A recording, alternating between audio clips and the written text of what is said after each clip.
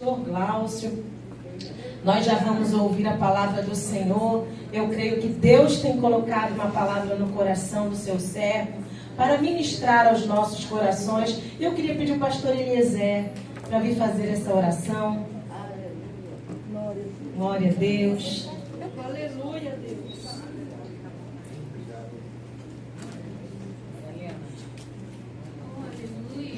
Aleluia. Pode ser Jesus. Amém. Glória a Deus. Que manhã de bênção, né, irmãos? Está feliz com Jesus aí? Aleluia. Glória a Jesus ali. Glória a Deus. Coisa linda estar aqui na casa do Senhor Jesus. Eu cheguei, saí de casa ali, falei, quando a casa fica vazia, irmão, aí eu fico com Jesus. Misericórdia. Por que eu só fiz 2 filhos, Jesus? Aí a Amada foi lá para São Paulo, meu Deus. A gente olha para um lado, olha para o outro, guarda de manhã, não vê. Mas na verdade, você fica assim, meu Deus, é arrebatado. Faz falta, né? Meu Deus. Mas é bênção, Jesus. É bênção. Está lá fazendo a obra, está lá intercedendo por nós. Amém. E nós somos felizes, nós somos uma família abençoada. Amém. Glória a Deus. Vamos orar pelo nosso preletor aqui nessa manhã.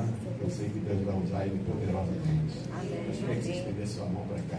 Amém. Pai querido, aqui está teu filho, Jesus. É teu servo, é escolhido, Pai.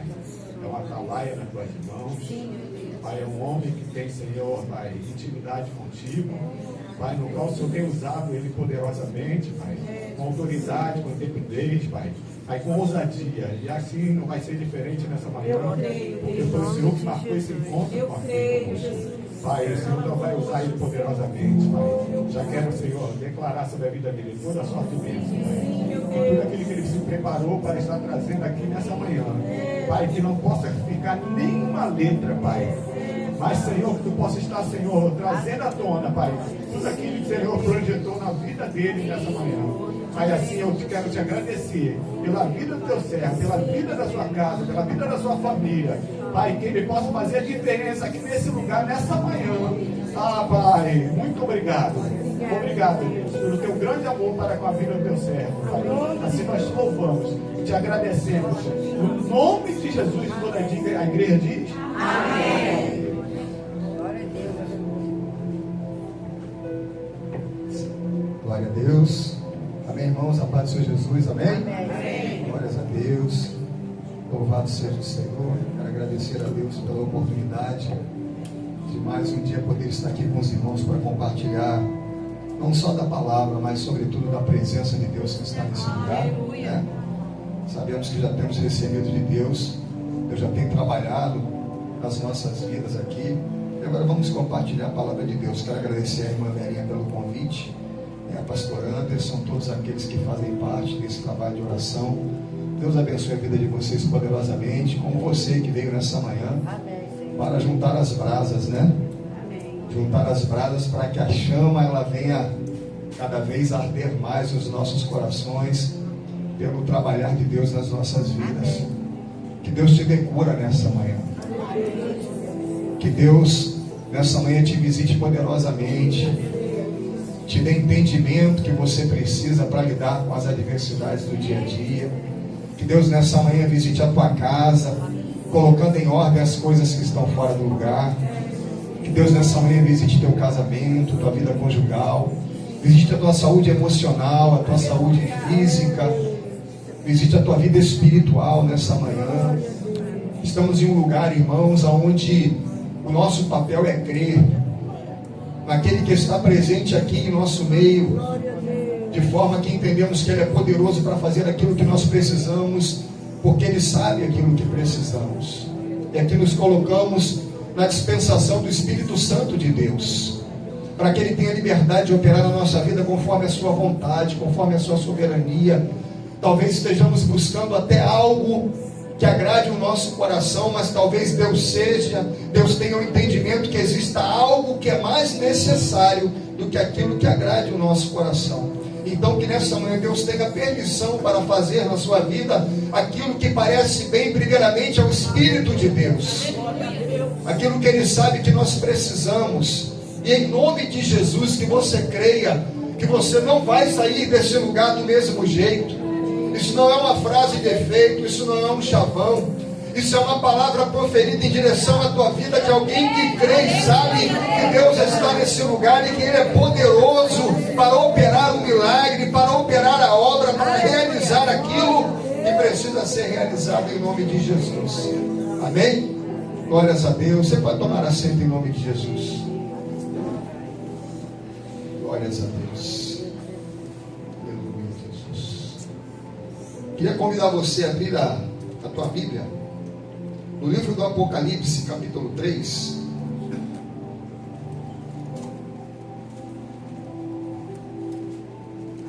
Vamos meditar aqui na palavra do Senhor.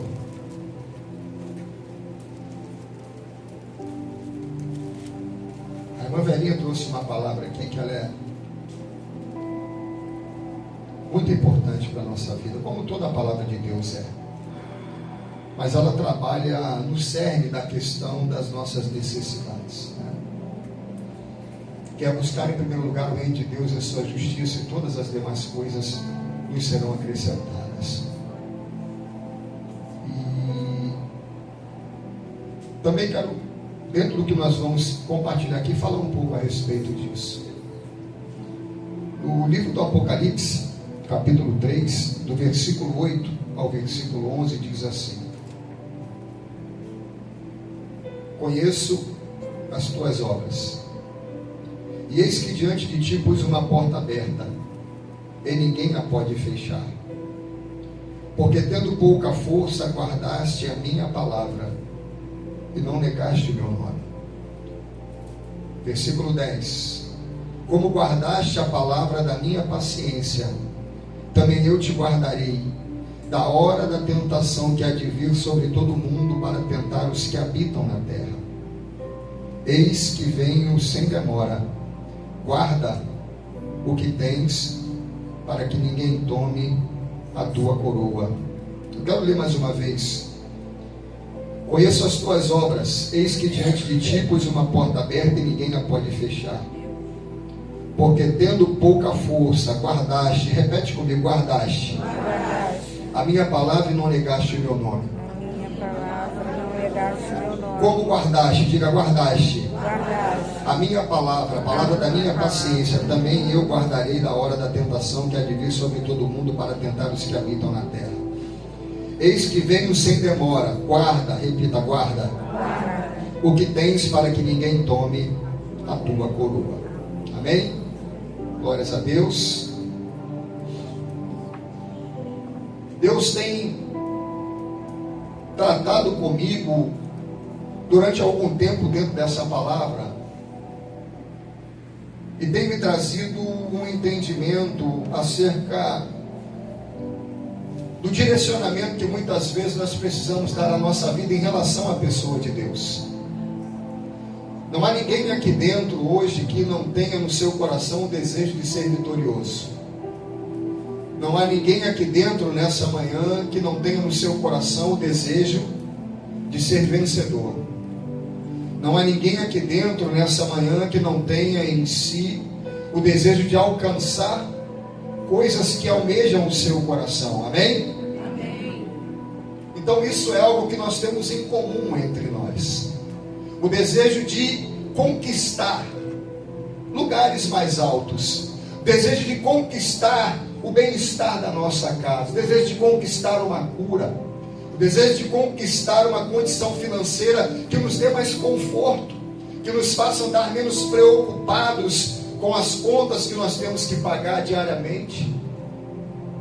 Então nós temos algo em comum, o desejo de alcançar algo que vai trazer à nossa vida uma condição melhor de viver, que vai trazer à nossa vida uma realidade mais favorável, e não há pecado nisso. A grande questão é: que caminho nós precisamos tomar? O que nós precisamos fazer para conseguirmos alcançar essa vitória que nós almejamos?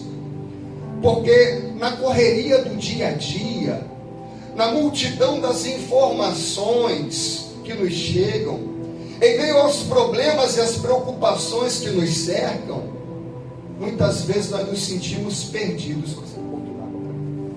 Muitas vezes nos sentimos perdidos. Nós sabemos que temos um Deus poderoso. Nós sabemos que temos um Deus fiel.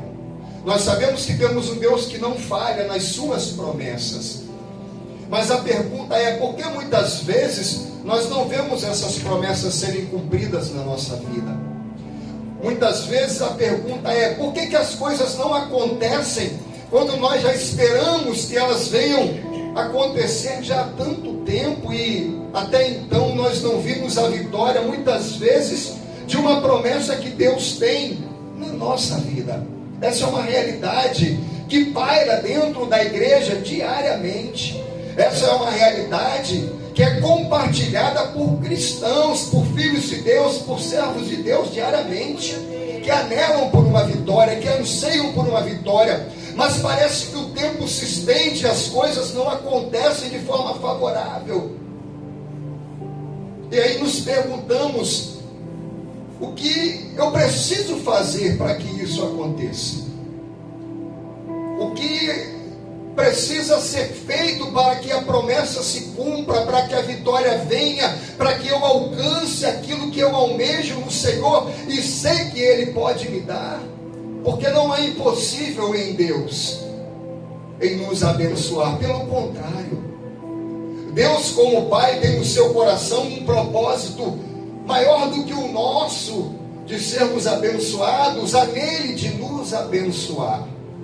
Deus quer que você seja muito mais abençoado do que você é hoje, porque a despeito de todos os problemas, lutas e adversidades que vivemos, eu tenho certeza e posso afirmar, você é uma pessoa abençoada. A bênção de Deus está sobre a tua vida, né? Então, mas existem coisas que precisam avançar na nossa vida.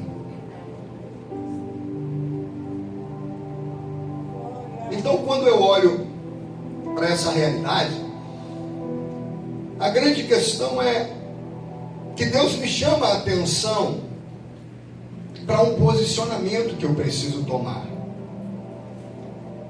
Porque eu espero que Deus faça, e muitas vezes eu coloco na conta de Deus a falta dos resultados que eu preciso, e muitas vezes não está em Deus. Certamente não está em Deus, muitas vezes não está em Deus, está em mim. São coisas que eu preciso fazer, ou posicionamentos que eu preciso adotar, para que sobre a minha vida se cumpra a palavra que Deus já liberou em meu favor. E quando eu leio esse texto, e aqui ele é escrito numa carta que é endereçada a uma das 7 igrejas que estavam na Ásia. Deus pega o último dos apóstolos, que é João, ali por volta da década de 90, quando ele está preso na ilha de Pátimos. Isso me chama muito a atenção, porque o imperador o colocou ali por causa da palavra de Deus, para persegui-lo, para que ele não pregasse mais a palavra, para encerrar o seu ministério, para fazer sucumbir o seu apostolado. E quando ele é lançado naquela ilha, para ele ficar isolado do mundo, Deus o visita e entrega um dos livros mais importantes, extraordinários da Bíblia, que são as revelações do Apocalipse. As coisas que haveriam de acontecer com a igreja até a consumação dos séculos. Eu aprendo uma lição extraordinária, que as circunstâncias que nos cercam, as dificuldades, os problemas, as lutas, os embaraços, não podem impedir a visitação de Deus na nossa vida, para nos trazer coisas gloriosas, grandiosas, poderosas, que estão no coração de Deus para nós. Esse momento que você está vivendo, por mais adverso que ele possa ser, por mais difícil que ele possa ser, não pode impedir Deus de trazer sobre a sua vida a vitória que você almeja, de trazer sobre a sua vida aquilo que o seu coração espera em Deus. Isso está disponível para você, e você precisa tomar posse dessa palavra e crer que Ele é fiel para trazer a resposta sobre a sua vida. Porque aquele homem estava encarcerado, e dentro da visão do apóstolo, dentro da visão do imperador, o entendimento era: aqui acaba a história de João, mas não para Deus. Ali João vai receber a gloriosa revelação do Apocalipse sobre a sua vida e vai enviar as cartas às igrejas da Ásia, a saber, a igreja de Éfeso, a igreja de Pérgamo, a igreja de Tiatira, a igreja de Sardes, a igreja de Filadélfia e a igreja de Laodiceia. Só que cada carta tem uma mensagem diferente, porque cada igreja vivia uma realidade diferente. Como nós aqui estamos, cada um vivemos realidades diferentes, debaixo da mão do mesmo Deus. E há 4 igrejas, o Senhor, Ele vai fazer as suas considerações, mostrando que elas estavam acertando em algumas coisas, mas elas estavam errando em outras. Mas há 2 igrejas, Deus não repreende, Deus não exorta, que é a igreja de Esmirna e a igreja de Filadélfia. E uma igreja, Deus não tece nenhum elogio, Deus só critica, que é a igreja de Laodiceia, que era uma igreja que era rica, abastada, e dizia: não temos falta de nada. Mas Deus volta-se para essa igreja que buscou as coisas terrenas e materiais e diz a ela: você é rica, mas eu te digo que você é pobre, cega e nua. Mas a igreja de Filadélfia, Deus só tece elogios. E Ele vai dizer a essa igreja que Ele havia aberto uma porta diante dela, e essa porta homem nenhum poderia fechar. Quando nós vamos analisar essa igreja, ela é uma igreja humilde, ela é uma igreja simples, é uma igreja que enfrenta as afrontas dos judeus que queriam fechar as suas portas, porque não criam no cristianismo, porque não aceitavam Jesus como Messias. Só que Deus vai dar um relato a respeito dessa igreja que é extraordinário para a nossa vida. Ele vai dizer: porque tendo pouca força, guardaste a minha palavra e não negaste o meu nome. Glória a Deus. Louvado seja. Essa igreja tem uma porta aberta, que é a porta da salvação, é a porta da oportunidade de pregar o Evangelho, que homem nenhum poderia fechar, ainda que fosse o imperador. Deus não permitiria que fosse fechada, porque quem garante que as portas ficam abertas diante de nós é o próprio Deus. É Ele quem mantém as portas abertas, e é Ele que fecha quando Ele quer. E se Ele abrir, ninguém vai fechar, e se Ele fechar, ninguém vai abrir, porque Ele é soberano, Ele é Senhor, Ele é o Todo-Poderoso, e não há quem possa impedir o agir de Deus. Mas algo me chama a atenção nessa igreja, porque ela se destaca entre as demais com elogios que partem da parte do Senhor. Não é porque ela sai dentro de uma visão de que ela precisa conquistar. A visão da igreja de Filadélfia não é que eu preciso ter, é que eu preciso ser. A visão da igreja de Filadélfia não é que eu preciso conquistar riquezas terrenas, mas eu preciso guardar aquilo que foi conquistado para mim na cruz do Calvário. Louvado seja Deus. Essa é a visão da igreja de Filadélfia. É uma igreja que, tendo pouca força, guarda a palavra. E é sobre isso que eu quero falar com você, porque nós estamos vivendo em um tempo, nós estamos vivendo uma geração onde o que as pessoas buscam em Deus é conquistar. O que as pessoas buscam em Deus é alcançar algo que seja mais pomposo, que lhe dê mais conforto, que lhe dê mais condição favorável. E não há nada de errado em buscar isso, mas a nossa vida não pode ser pautada nisso. Existe algo que é prioridade na nossa vida como cristãos, que é a própria presença de Deus. Aleluia. Glória a Deus. Então, quando eu olho para isso aqui, me chama a atenção, porque a primeira igreja que recebe a carta é a igreja de Éfeso. E Deus vai elogiar aquela igreja. Vai dizer: ei, eu conheço a obra de vocês. Eu sei que vocês têm trabalhado incansavelmente. Eu sei que vocês são perseverantes. Eu sei que vocês não aceitam aqueles que se dizem apóstolos e não são. Eu sei que vocês não aceitam os mentirosos. Mas uma coisa eu tenho contra vocês: que deixaste o primeiro amor. O problema da igreja de Éfeso é que ela não guardou o que precisava ser guardado. É que ela não conservou na sua vida o que precisava ser conservado. Ei, irmão, eu sinto a presença de Deus nesta palavra, e eu quero que você abra os teus ouvidos para entender o que Deus quer falar contigo nesta manhã. O problema desta igreja é porque ela não guardou o que precisava ser guardado. Ela perdeu o primeiro amor.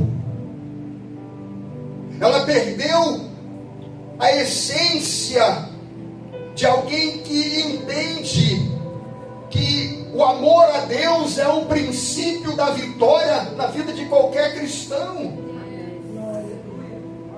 Então, quando nós olhamos as igrejas, nós vamos ver que a igreja de Pérgamo, Tiatira, elas perdem essa doutrina porque permite que doutrinas como a doutrina de Balaão venham fazer parte, permitem fornicação, elas vão perdendo a santidade.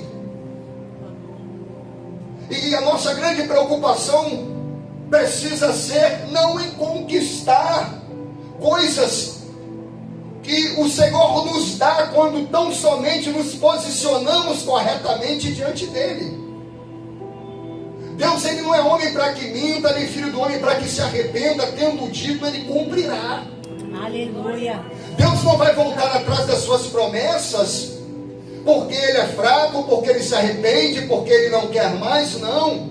As promessas tão somente não se cumprem muitas vezes é porque o Senhor olha para nós e não encontra condição favorável para derramar sobre nós essas promessas. E algumas coisas nós precisamos guardar na nossa vida. Algumas coisas precisamos guardar que foram conquistadas por nós, para nós na cruz do Calvário. Eu e você somos vitoriosos. Não é por causa dos nossos atos de justiça. Entenda isso, Igor. É verdade. Nós não somos vitoriosos porque somos mais sagazes do que o outro, irmão. Porque temos um intelecto maior, porque temos uma condição financeira melhor. Nada disso nos garante vitória. Nós somos vencedores porque aquele que nos amou resolveu nos salvar e tomar as nossas vidas para si. Aleluia. Então, existem coisas que eu preciso guardar. Porque quando eu olho para a igreja primitiva, é uma igreja que não está correndo atrás de coisas para conquistar. É uma igreja que está largando tudo para seguir a Jesus. É uma igreja que está abrindo mão de casa. É uma igreja que está abrindo mão de bens para seguir ao Rei dos Reis e Senhor dos Senhores. Lucas capítulo 5, a palavra me mostra que Jesus entra no barco de Pedro. E após a maior pescaria de Pedro, que era por profissão pescador, depois da maior pescaria, Pedro larga tudo para seguir a Jesus. O texto diz no versículo 11 que deixando os barcos e as redes na praia, eles seguem a Jesus. Mas espera aí, o maior desejo daquele homem não era ser o maior pescador da Galileia? O maior desejo daquele homem não era ser bem sucedido como um empreendedor do ramo da pesca? Mas justamente no dia que ele faz a sua maior pescaria, ele larga tudo e vai embora. Irmãos, Louvado seja Deus. Pedro está diante de Jesus e o que ele viu, nós não podemos mensurar. Quando ele contempla a glória que está presente na vida de Jesus, ele vai entender, sabe, que nada nessa terra pode exceder a grandeza da glória que estava presente diante dos seus olhos. Aleluia. E ele vai abdicar do seu sonho. Oh, aleluia. Ele vai abdicar da sua conquista.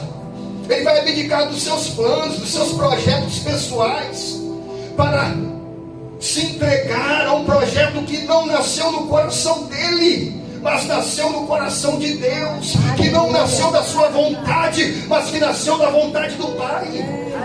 Glória a Deus. Sabe o que muitas vezes nos entristece como cristãos, como pastores, como servos de Deus?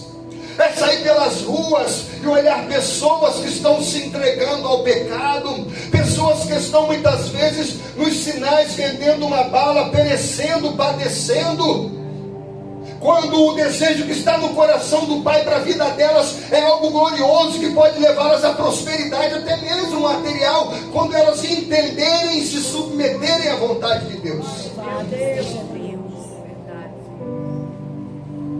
Nós já recebemos algo extraordinário de Deus. A Bíblia diz que nós somos feitos filhos de Deus. João, Evangelho de João, capítulo 1, versículo 12, versículo 11 diz que ele veio para os seus, mas os seus o rejeitaram. Mas todos quantos o receberam, a esses deu-lhes o direito, em algumas versões, em outras deu-lhes o poder de serem feitos filhos de Deus, a saber, os que creem em seu nome. Não é os que creram, são os que creem. Eu não crio um dia e deixei de crer. Eu criei e nunca mais deixei de crer. Eu continuo crendo. Esse é o grande desafio que nós temos, porque o relativismo que existe hoje, que impera sobre todo o globo terra, está relativizando as coisas santas, está relativizando o senhorio de Deus, está relativizando a glória de Deus, está relativizando a fé. Mas nós não. Nós não vamos relativizar aquilo que é a essência da nossa existência, aquilo que nos tirou da morte e nos transportou para o reino do Filho do seu amor, aquilo que nos tirou das trevas e nos levou para a sua maravilhosa luz. Oh, aleluia!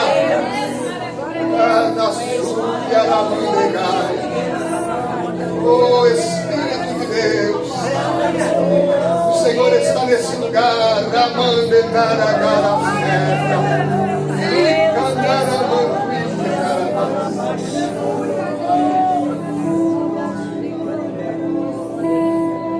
A Bíblia diz em Romanos capítulo 5, versículo 10, que nós éramos inimigos de Deus, mas o Senhor nos reconciliou consigo pelo sacrifício do seu Filho Jesus na cruz. Nós estávamos destinados à ira, nós estávamos destinados à condenação eterna. Pense nisso. O que é pior na vida de um homem do que saber que ele vai viver eternamente num lago de fogo e enxofre? Meu Deus. É assim que eu carrego minha vida muitas vezes diante de adversidades e lutas. Muitas vezes quando a luta se levanta, muitas vezes quando falta condição favorável, muitas vezes quando vem um problema inesperado, eu comparo essas coisas, eu digo, o que é isso diante de viver eternamente num lago de fogo e enxofre? Por isso que Paulo vai dizer em Romanos capítulo 8, versículo 18, ele vai dizer que as aflições do tempo presente não são para comparar com a glória de Deus que há de ser revelada em nós, não é a nós. É em nós, essa glória será manifesta em nós. Nós seremos, aleluia, teremos o corpo glorificado como Ele tem, nós seremos como Ele é. Glória a Deus. Glória a Deus. Então, o que acontece dentro dessa realidade? É que sem perceber, muitas vezes estamos barganhando com Deus. Muitas vezes sem perceber, estamos tão ávidos por conquistar coisas que até nos são necessárias, mas sem perceber estamos perdendo coisas que nós não podemos perder. Quando a Bíblia diz que nós somos feitos filhos de Deus, isso significa que nós passamos a compartilhar da natureza de Deus na nossa vida. Isso é lindo. Deus nos dá coisas quando nós o reconhecemos como Senhor e nos entregamos para Ele como filhos, que o mundo não conhece. E nenhum dinheiro pode comprar. Nenhum homem mais sábio pode constituir. Só o Senhor da glória pode conceder. Glória a Deus. Aqueles que se colocam debaixo dele como seus filhos, como seus súditos, como seus adoradores, aqueles que se submetem à vontade do seu Espírito, Glória a Deus. aqueles que se colocam em sujeição à sua palavra. E quando nós fazemos isso, simplesmente nós vemos as coisas acontecerem de forma inesperada. E quando olhamos para trás, é que vamos remendar a nossa história e vamos ver: meu Deus, olha o que Deus fez. Eu não tinha percebido um dia, na época, naquele tempo, mas hoje eu entendo tudo que Ele fez, e Ele me trouxe até aqui onde eu estou hoje. Louvado seja o nome do Senhor. Deus faz. Então nós precisamos guardar essa identidade de filhos de Deus. Deixa eu dizer uma coisa para você: nem todos são filhos de Deus. Esse é um conceito que o mundo adota como verdade, mas não é. Porque se a Bíblia diz que tantos quantos o receberam, a esses deu-lhes, se Deus deu, é porque eles não tinham. Amém ou não amém? Amém. É porque nós não tínhamos. Se Deus deu, é porque Ele é o único que pode doar o título de filho, porque Ele é o Pai. É o Pai que reconhece a filiação. É o Pai que diz: esse é o meu filho amado, em quem me comprazo. Não foi isso que Jesus ouviu? Glória a Deus. A declaração que veio do céu, do Pai, sobre a vida de Jesus, o filho amado em quem me comprazo. Mas por que nós não tínhamos? Porque nós perdemos. Ué, mas um dia nós tivemos? Tivemos em Adão, no Éden. Porque quando Deus cria Adão, a Bíblia vai dizer que Ele faz Adão segundo a sua imagem, conforme a sua semelhança. Algumas pessoas querem trazer conotações diferentes para a imagem e semelhança, mas elas querem dizer a mesma coisa. O nome disso é paralelismo hebraico. Eles dizem imagem e semelhança para reforçar a ideia de que nós temos a semelhança com o Pai. Então, quando Adão foi feito, ele recebe de Deus o que é chamado atributos comunicáveis. Porque existem atributos incomunicáveis. O que são atributos incomunicáveis, pastor? Atributos que só pertencem a Deus, como soberano que Ele é. Nós não somos oniscientes.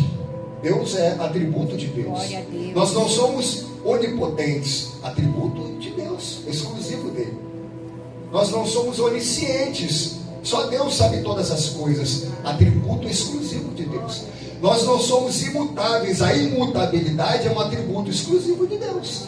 Louvado seja Deus. Mas e os atributos comunicáveis, pastor?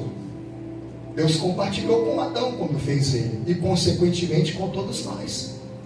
Que atributos são esses? O amor. Deus é amor. Está fraco. Deus é amor. Deus é amor. E por isso nós estamos aqui. E Deus, quando faz Adão, Ele comunica, Ele compartilha com Adão essa essência. Não só essa, mas todas as demais que Ele tem, que hoje nos faz ser seres racionais. A racionalidade é um atributo comunicável que Deus deu ao homem. As potencialidades, o que é potencialidade? É a capacidade de planejar e executar aquele projeto, né? Os animais irracionais até fazem coisas, mas você vê eles sentarem, fazer uma reunião, vamos planejar aqui, vamos construir um prédio de 10 andares? Não. Isso são atributos comunicáveis que nós recebemos. E onde é que está o problema disso, irmãos? O homem peca. O homem pecou. Quando o homem pecou pela desobediência, ele perdeu não a imagem e semelhança de Deus, ele perdeu a capacidade de usar esses atributos da forma correta. A imagem e semelhança de Deus, ela não foi perdida, ela foi deformada, ela foi distorcida, ela foi machucada, ela foi ferida. Então o homem, a partir dali, continua amando, mas não o amor de Deus, não o amor ágape, não o amor do Pai, mas o amor terreno, o amor eros, o amor filéu. Então ele começa a viver usando os atributos de Deus. Mas e o perdão, que é um atributo de Deus? É fácil perdoar? Não, mas se você for um verdadeiro cristão e entender o princípio do perdão, você vai sair correndo para perdoar, meu irmão. Verdade. Porque perdoar é bom demais. Quando nós perdoamos, a gente tira uma tonelada do nosso ombro. Glória a Deus. E nós alcançamos o favor de Deus. Que a Bíblia diz que se nós não perdoarmos o nosso irmão, nós também não recebemos o perdão de Deus. É verdade. Eu estava, Bendito seja certa feita, tinha uns 4 anos de evangelho, lavando um prato na pia da cantina da igreja. E Deus me trouxe a mente de um homem, a imagem de um homem à mente. E junto com aquela imagem, a fisionomia do rosto dele, Deus disse: vai e peça perdão. Eu tomei um choque. Por quê? Porque era uma pessoa que, quando eu não era cristão, eu tinha desavenças com ele. Se eu estava num lugar, ele não vinha. Se ele estava, eu também não ia. Nós não ficávamos juntos no meu lugar porque ia dar problema. A gente não se tolerava. E tinha até ameaças sérias com relação a isso. Passou, entrei para a igreja, larguei de mão, está perdoado, já passou. E aí Deus me visita dessa forma e diz: vá pedir perdão a ele. Eu falei: o que, Senhor? Já ficou no passado, está tudo bem. Mas não foi eu que errei, foi ele que errou. E comecei a razoar com Deus.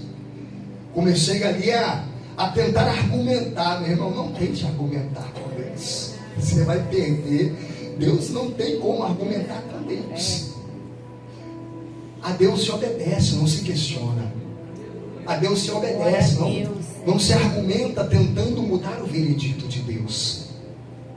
E ali, diante daquela insistência minha, Deus: vai, peça perdão. Eu falei: amém, Senhor. E aí eu sei que eu entrei no carro, fui lá no bairro que eu já não morava mais. E Deus prepara tudo, né, irmãos? Quando eu estou entrando na rua que eu morava, ele vem andando pela calçada. E eu abri a porta, eu abri o vidro do carro e disse: Alex, espera aí que eu quero falar contigo. Para quê, meu irmão? Ele correu para trás do poste e ficou assim, ó. Aí eu fiz a volta com o carro, desci, fui até ele e falei: tá tudo bem, meu irmão. Eu quero te pedir perdão por algo que eu tenha feito que tenha entristecido o teu coração. Por coisas que eu sei que eu fiz errado, que te magoaram. Já viu uma cara de não estou entendendo nada? Foi a cara do Alex. E os olhos daquele moço que não era cristão se encheram de lágrimas. E ele virou para mim e falou: quem tem que te pedir perdão sou eu. Glória a Deus. E aí nós apertamos as mãos e eu fui embora.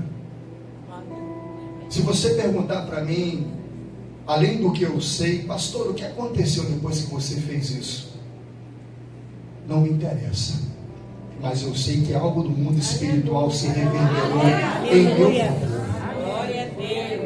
Talvez seja uma acusação do inimigo, dizendo: mas ele está em falta. E Deus disse: para e perdoa. Vamos cancelar essa célula. Glória a Deus. 3 meses depois, Alex entregou a vida para Jesus. Glória a Deus. E é um servo de Deus fiel na família dele até hoje. Talvez seja isso. Talvez ele tenha olhado e pedido assim: cara, como é que esse cara mudou? O cara veio pedir perdão, mas ele é crente agora. Então, ser crente mudou a vida dele. Quando nós somos filhos de Deus, a nossa vida precisa mudar. O grande problema que a igreja, um dos que a igreja enfrenta hoje, é que as pessoas vêm para o Evangelho porque elas estão ansiosas por alcançar coisas que elas precisam. Não tem problema. Não há nada errado em vir porque eu preciso que Deus cure minha saúde. Não há nada errado em vir porque eu quero uma porta de emprego aberta. Mas a partir do momento que eu sou confrontado pelas verdades da palavra de Deus, eu não posso mais permanecer sendo quem eu fui. Eu não posso continuar sendo como eu vim. Eu preciso desejar, e não é só num primeiro momento, é onde a igreja de Éfeso ela falha. Porque quando o primeiro amor se esvai, essa transformação deixa de existir.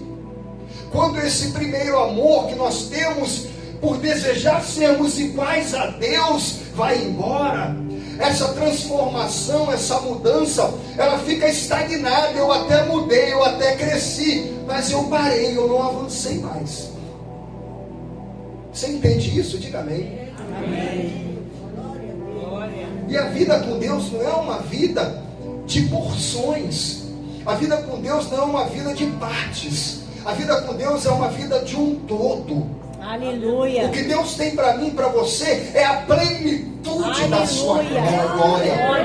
O que Deus tem para mim e para você é a abundante presença de Deus gloriosa em nossa vida. Então, para voltar aqui para o que eu estava falando, quando essa imagem ela é deformada, nós estamos vivendo, nós estamos comendo, nós estamos bebendo, mas nós estamos vivendo como inimigos de Deus. Paulo chega a dizer que nós somos inimigos da cruz de Cristo, inimigos do Evangelho. Esse é o homem natural. Mas o cara é bom de coração, ajuda todo mundo, mas ele é inimigo de Deus naturalmente. Por quê? Porque dentro dos seus conceitos e valores, ele vive o que o mundo ensina e não o que a palavra de Deus diz que ele deve ser. Não é porque ele quer ser ruim, não é porque ele quer ser mal, é porque não há como sermos bons se nós não seguirmos, não imitarmos, se não seguirmos o que a palavra de Deus diz, e mesmo assim vamos estar sempre em falta. Então, o que acontece? A Bíblia diz em Isaías capítulo 59, versículo 1 e 2, que os ouvidos de Deus, eles não estão agravados para que Ele não possa ouvir o nosso clamor. Nem tampouco o seu braço está encolhido, está estendido. E diz, nem tampouco o seu braço não está encolhido para que Ele não possa salvar. Aleluia. Mas o versículo 2 diz que os vossos pecados fazem separação entre vós e o vosso Deus. E as vossas iniquidades fazem com que Ele vire de ti o seu rosto. Deus, Ele está ávido. Mas nós precisamos, a partir do encontro com Deus, deixarmos de ser quem nós fomos um dia, para nos tornarmos quem Deus é. Porque, entenda, como a imagem foi deformada, Jesus vem como exemplo, como tabernáculo perfeito, para nos mostrar o que nós precisamos ser. Aleluia. Por isso que na segunda carta a Coríntios, capítulo 5, versículo 17, diz que aquele que está em Cristo, ele é nova criatura. Aleluia. As coisas velhas passaram, eis que tudo se fez novo. É por isso que Nicodemos, quando chega em João capítulo 3 até Jesus, e diz, bem sei que é vindo da parte de Deus, porque ninguém pode fazer os sinais que tu fazes. Não sei o que ele queria saber, devia estar cheio de curiosidade para ouvir coisas de Deus, mas Deus vai dizer a única coisa que importava para aquele homem, Nicodemos, necessário vos é nascer de novo. E o que é isso, irmãos? É algo que sem isso não há salvação na nossa vida. Se eu vier para a presença de Deus posso estar diante dela, posso ver a sua glória reluzente, mas se eu não nascer de novo, não tem salvação. Por quê? Porque primeiro eu me arrependo de quem eu fui. Eu não quero mais ser quem eu era. Eu vivi isso na minha vida. Quando eu vim para a igreja, eu tive um encontro com Cristo, o primeiro sentimento foi esse. Eu não quero mais ser quem eu fui um dia. Eu não quero mais ser esse cara. 16 anos nas drogas, que olhou por cima do ombro aos 31 anos de idade e perguntou: o que tu tem, cara? E a resposta foi: não tenho nada. Tudo que eu conquistei eu despendi com prazeres, com drogas, com mulheres, com vaidades. E ali, quando eu vi diante de mim aquela proposta de um Deus que transforma a vida do homem, quando eu vi na palavra que a vida não era aquela que eu tinha aprendido do mundo durante os 31 anos de vida que eu tinha, eu falei: não, eu não quero essa vida, eu quero essa. Eu quero essa vida que é pregada no altar. Eu quero viver o que está nesta palavra. E eu precisei rejeitar as coisas que eu carregava comigo. E esse ato muitas vezes transferimos para Deus. Deus vai me transformar. Ele pode, sim ou não? Sim ou não? Sim. Claro que pode. Mas Ele faz. Transformai-vos pela renovação do vosso entendimento, para que experimenteis qual seja a boa, agradável e perfeita, na ordem crescente: boa, agradável e perfeita vontade de Deus. Mas eu faço isso sozinho? Não. Quando eu entrego a vida para Jesus, o que acontece comigo? O Espírito de Deus passa a habitar na minha vida. Ele é o Consolador. Mas a Bíblia diz em João capítulo 16 que Ele é aquele que me faz lembrar todas as coisas e que me guia em toda verdade. Ele que me capacita a alcançar as coisas que eu de mim, na minha forma natural, não posso fazer. Eu preciso ter o Espírito Santo em mim. Paulo vai dizer na carta aos Romanos, capítulo 8, versículo 7, que aqueles que estão na carne não podem agradar a Deus. Ele vai dizer aqueles homens ali de Roma que eles não estavam na carne, mas sim no Espírito. Mas ele vai fazer uma colocação que é indagante: se é que o Espírito de Deus habita em vós. Ele vai dizer: aqueles que estão na carne não podem agradar a Deus, mas vós não estão na carne, sim no Espírito. E aí ele faz uma colocação que cada um deve considerar a sua realidade diante dela: se é que o Espírito de Deus habita em vós. Quando o Espírito de Deus está em nós, nós temos capacidade de sobrepor as maiores dificuldades que se levantam na nossa vida. Quando o Espírito de Deus está em nós, as promessas não se vão de diante dos nossos olhos, porque gigantes se levantam diante de nós. Não. Nós sabemos que o gigante vai cair, que a promessa está no mesmo lugar.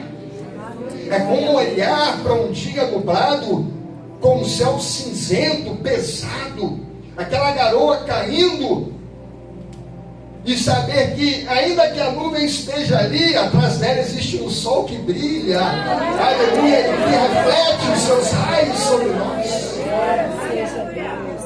É assim que, quando temos o Espírito de Deus, nós conduzimos a nossa vida. Aleluia. Precisamos guardar a identidade de filhos de Deus, porque é isso que Deus quer que guardemos. Aleluia. O diabo não está preocupado, entenda isso.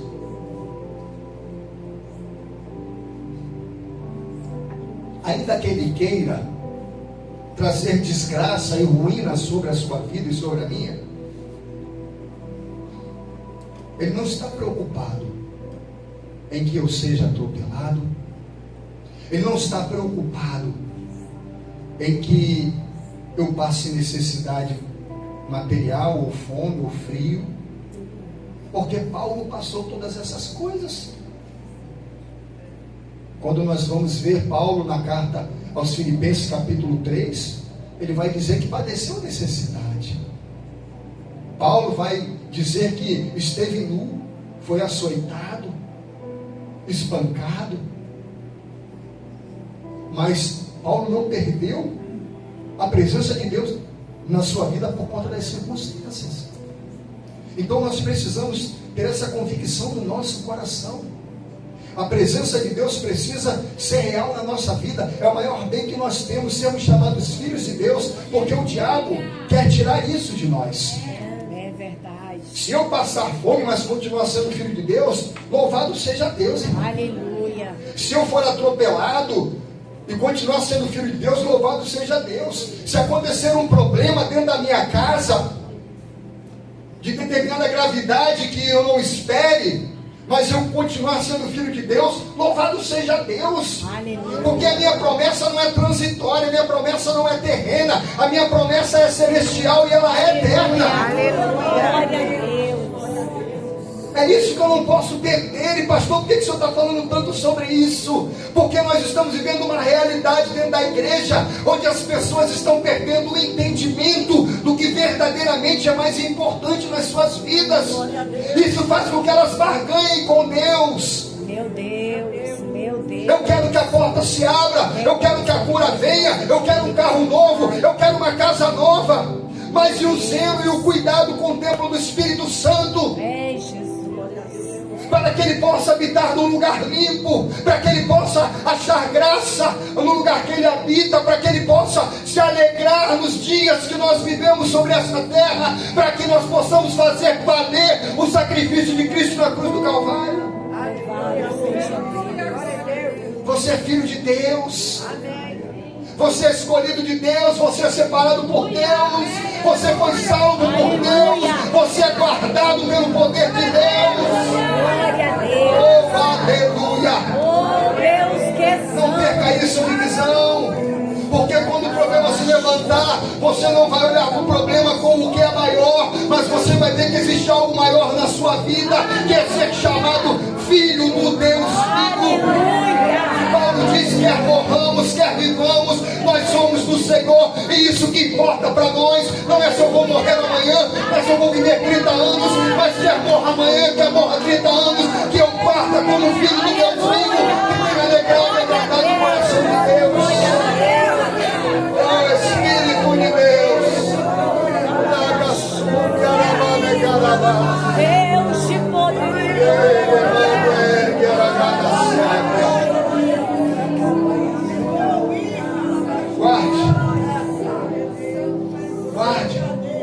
Guarde coisas que você precisa guardar.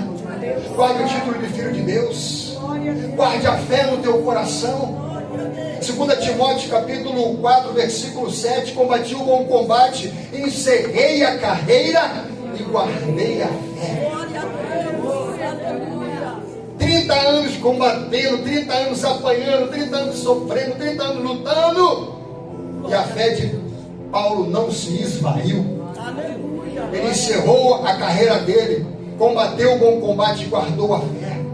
E ele vai dizer no versículo 8: pois sei que desde já a coroa da justiça que está guardada me será entregue pelo justo juiz. Aleluia. Não somente a mim, mas todos quanto amam a vinda do Senhor. Ei, meu irmão, guarde em teu coração a vida de Deus, guarde em teu coração a fé, guarde em teu coração a filiação, guarde em teu coração o temor do nome do Senhor, guarde em teu coração as coisas que verdadeiramente você precisa diariamente fazer a manutenção delas, para não perder a promessa da salvação pela tua vida. Quem está entendendo, diga glória a Deus. Amém. Vamos orar. Quero encerrar esta mensagem dizendo que o Senhor é contigo. As promessas não se perderam, mas sobre todas existe uma que nós precisamos prezar, que é a salvação das nossas almas. Antes de orar, eu quero perguntar se nessa manhã existe alguém que entrou por essas portas, que está afastado da presença de Deus, e que hoje, em nome de Jesus, você quer voltar para o Senhor para reconciliar a tua aliança com Ele. Ou se entrou por essas portas alguém que não entregou a sua vida para Cristo diante dessa palavra, quer entregar a vida para Jesus e viver como filho de Deus, as vitórias que Deus tem para a sua vida, levante a sua mão, quero orar por você se você está aqui. Levante a sua mão. Alguém para entregar a vida para Jesus hoje? Alguém para voltar para Jesus hoje? Amém. Vamos orar? Glória a Deus. Glória a Deus. Você tem fé, meu irmão? Você crê? Você ainda crê como você crê um dia? Louvado seja Deus. Talvez o problema seja esse. Oh, Deus Santo. Não estamos crendo como cremos um dia. É verdade, meu Deus. Porque o relativismo está tirando de nós. Você quer ver um exemplo que eu vou dar aqui? Ouça os louvores que tocam nas rádios e conte quantos chamam Jesus de Senhor e quantos chamam Jesus de você. Já percebeu isso? Sabe o que é isso? O senhorio de Cristo sendo relativizado. Jesus não é você, Jesus é Senhor. Ele é o Senhor da nossa vida. Ele é o Senhor da glória. Ele é o Senhor criador de todas as coisas. Ele é o Senhor que nos ama. Ele é o Senhor dos senhores. Ele é o Rei dos reis. Esteja atento a isso. Esteja atento a isso. Se você estiver atento a isso, se você já perceber das estratagemas que o diabo tem usado para tirar as coisas santas da vida do cristão, e você se manter de pé e fiel, a tua casa será preservada pelo Senhor, a tua vida será guardada pelo Senhor, aquilo que você tem será guardado pelo Senhor. Glória a Jesus. Coloque a mão no teu coração, vamos orar. Senhor, estamos em tua presença. Pregada foi a tua palavra, Senhor, e ela é viva, ela é eficaz. Senhor amado, ela é poderosa, mais penetrante que qualquer espada de 2 gumes. Nesta manhã, Deus, esta palavra penetra entre o nosso espírito e a nossa alma, entre as nossas juntas e medulas, para tocar, Deus, em áreas da nossa vida que precisam ser tocadas, para trazer, Deus, de volta talvez algo que nós tenhamos deixado, e para nos ensinar a guardar coisas que nós não podemos negociar. Senhor, em nome de Jesus, a tua presença, Senhor, é algo extraordinário, e enquanto se faz presente, Deus, o teu trabalhar se move em meio à tua igreja. Senhor, em nome de Jesus, cada pessoa que entrou por essas portas, até as que precisaram sair por causa de compromissos, Senhor, que o Senhor possa tocar nesta hora com o teu poder, que o Senhor possa, Deus amado, do alto da cabeça, a planta dos pés, visitar. Senhor, que o Senhor venha renovar, Senhor amado, cada vida, Senhor, que o Senhor venha, Pai, nesta manhã, vivificar aquilo que está morto. Senhor, em nome de Jesus, estarmos avivados é ter a vida de Deus em nossa vida. Estarmos avivados, Senhor amado, oh Senhor, é termos revivificado em nós aquilo que um dia esteve morto. E nesta manhã, Senhor, é manhã de sermos avivados pela tua presença, é manhã de vivificar, Senhor amado, as coisas que nós precisamos, Senhor, ter em nossa vida. O anelo pela tua presença, Senhor, a visão que não pode se perder da promessa, Senhor, incorruptível, incontaminável, de uma herança que está guardada e não se pode murchar, Senhor amado. Senhor, que mediante a fé o Senhor tem guardado para nós e nos mantém guardado debaixo da tua mão poderosa. Nesta manhã, Senhor, vem de encontro a cada vida. Nesta manhã, Senhor, visita cada um, visita a mente, visita o coração, visita a alma, o espírito, visita o corpo, meu Senhor, visita a família, visita os projetos, visita os sonhos, os planos, visita, Senhor, em nome de Jesus, visita as inquietações da alma, oh Espírito de Deus, faz-me saber, Senhor amado, tu és meu filho, tu és minha filha, foi eu quem te chamei, te tomei pela mão. Faz saber, Senhor, que cada um está guardado no esconderijo do Altíssimo, que está à sombra do Onipotente, como foi dito nesta manhã pela irmã Ivonete. Oh Deus amado, tremendo, glorioso. Oh Deus, que presença tremenda é a tua, a presença que nos garante a vitória, a presença, Senhor amado, que nos testifica significa que em ti somos mais do que vencedores. Nada sube aramane garabás. E canaramandereia da gaia certa. Oh Senhor, assim, Pai, pedimos perdão ao Senhor. Pedimos perdão, Senhor, se os nossos olhos se desviaram das tuas promessas. Senhor, se estamos mais ansiosos com as coisas, Pai amado, do dia a dia, materiais que necessitamos, do que com a tua presença. Senhor, o filho pródigo queria uma herança e foi embora com ela. Mas por mais que falem do filho mais velho, ele não saiu de perto do seu pai. Senhor, que não seja, Senhor, a herança mais importante para nós do que a tua presença. Que o Senhor nos guarde, Senhor amado, em ti. Que o Senhor nos livre de nós mesmos, porque muitas vezes somos nós os causadores dos distanciamentos que vivemos da tua presença. Que o Senhor abra a mente do nosso entendimento e nos faça compreender, Senhor, tudo aquilo que precisamos observar. Assim, Deus, nós oramos como uma só voz em tua presença, em concordância. Senhor, e te agradecemos por tudo, no nome santo e poderoso de Jesus Cristo, nosso Senhor. Amém? Aplauda o Senhor, Deus abençoe a vida.